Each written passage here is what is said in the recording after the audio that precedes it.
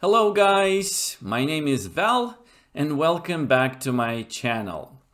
In today's video, I would like to talk about philosophy of teaching and why we need one.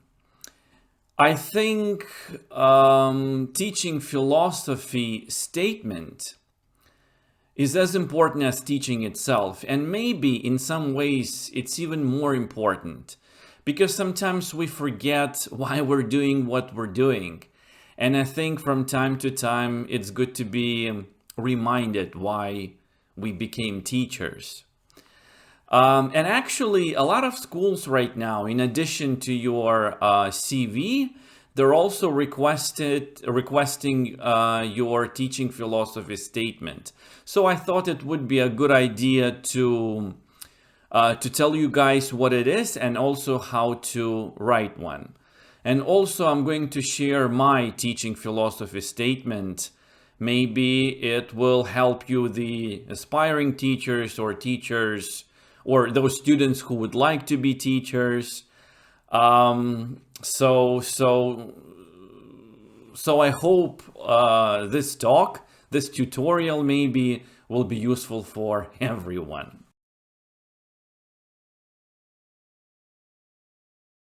So, what is teaching philosophy and why we need one?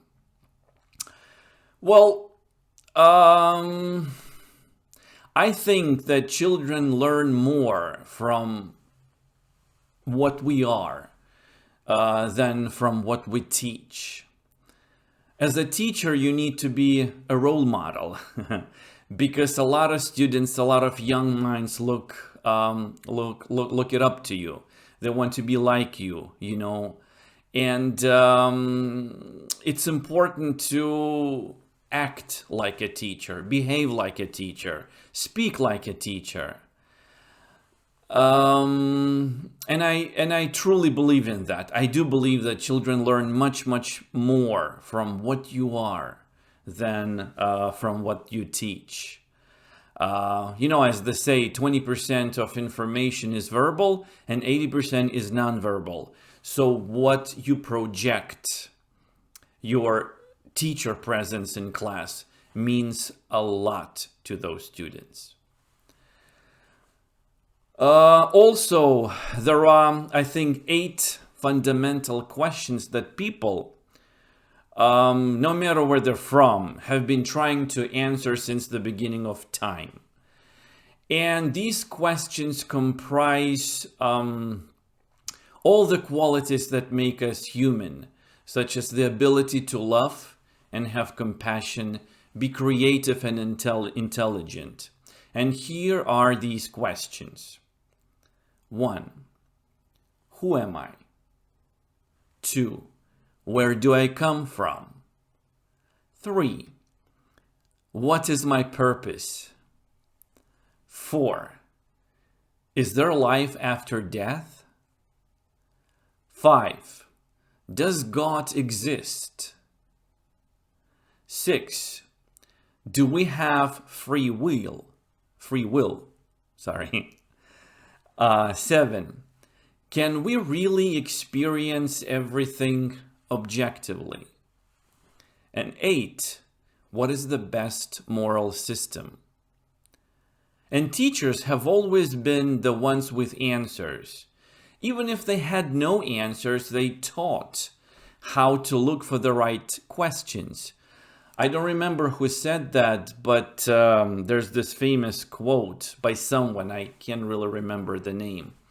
The best teachers are those who do not give you the answers, but the ones who show you where to look. And teachers, good teachers, have always encouraged their students to shoot for the stars. They've always been a major influence on the lives of the young minds. So I believe in my heart that it's important to ask big questions and never stop looking for the answers. True learning never stops. It doesn't matter how many years of experience do you have. It doesn't matter what kind of education you have. It doesn't matter where you're from. There is always some extra room to learn, something more. True learning never stops. And as long as you keep this passion inside your heart, as long as you try to, aim or reach the stars, true learning, this passion, this flame inside you will never stop burning.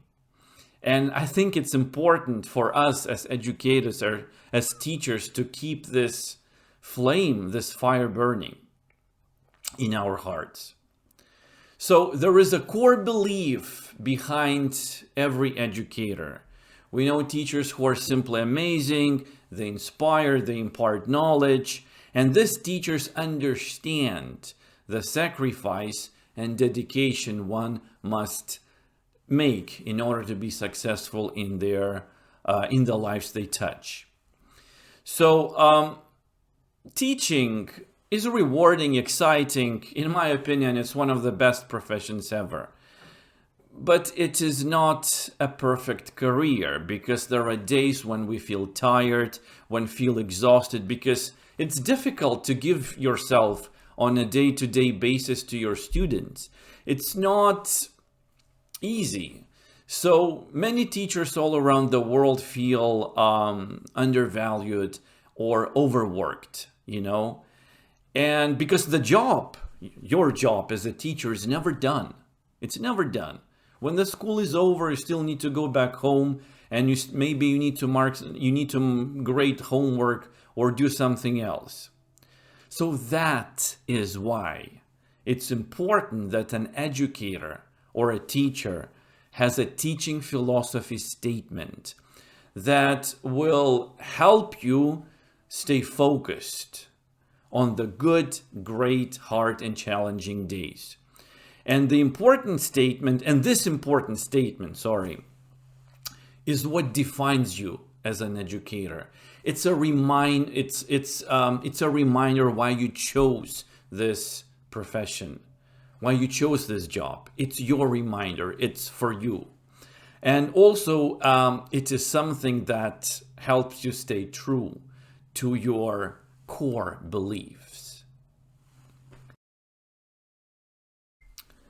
All right, and now let's get a little bit more specific and talk what should be included in a teaching philosophy statement.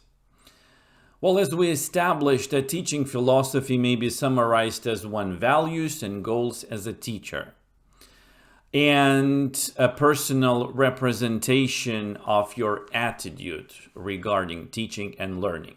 It's a written expression of your values as an educator. And I think everyone can benefit from writing a teaching philosophy statement, because this reflective process can be and should be revisited over and over again, because people change. Their values change, their values evolve, and professional growth is usually reflected in a philosophy that is constantly updated and maintained. Who knows, maybe 5 years from now, you're going to be thinking about something else or doing something else, or maybe you will be getting way better at what you do.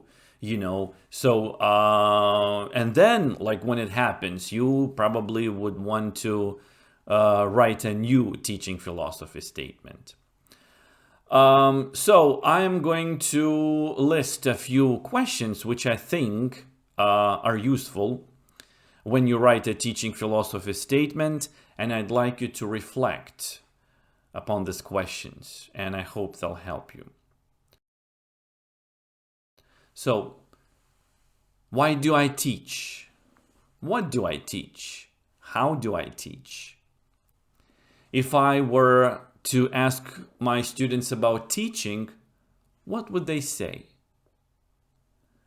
If I were to ask my supervisor about teaching, what would they say?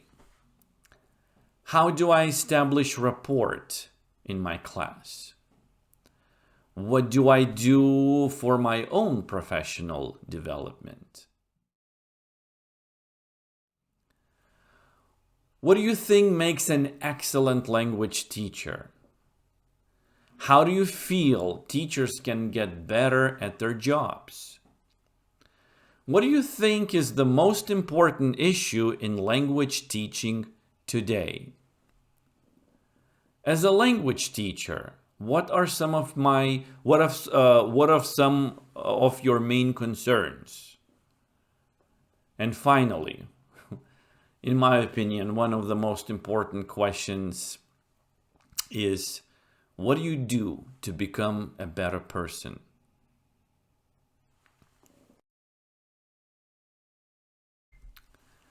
And I'd like to finish this tutorial with my own teaching philosophy statement. I wrote it a few years ago, and it still remains true. And I hope it will help you in some way or form. Well, here it is. I believe that all children are unique and have a lot to give. They are the future of the world, and they should be given the best education possible, because it is education and knowledge that defines and secures the future. It is my desire to create a safe and relaxing environment for my students to share ideas, take risks, and discover their hidden talents.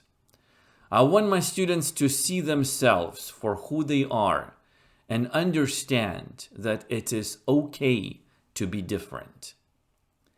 Children know and understand more than we think they do. Adults often put themselves in a superior position because they always think they know better, but it is not always the case.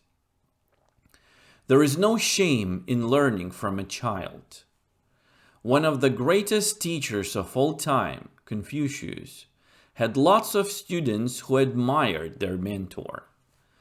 One of them once said, "Master, you are so wise and thoughtful. How do you know so many things?"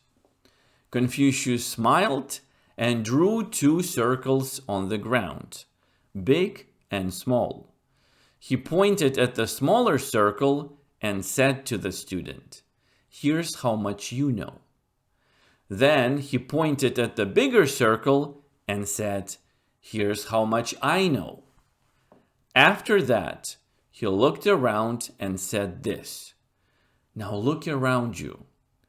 This is how much neither of us knows." True learning never stops. My goal is to teach more than just English. I want my students to understand right from wrong and grow to become kind, helpful, and empathetic members of the society. To achieve this goal, I teach English through reading and storytelling. Books are the source of wisdom, knowledge, inspiration, life lessons, and helpful advice. Here are the 7 reasons why teaching English through reading and storytelling is useful. 1. Vocabulary in stories is used in context.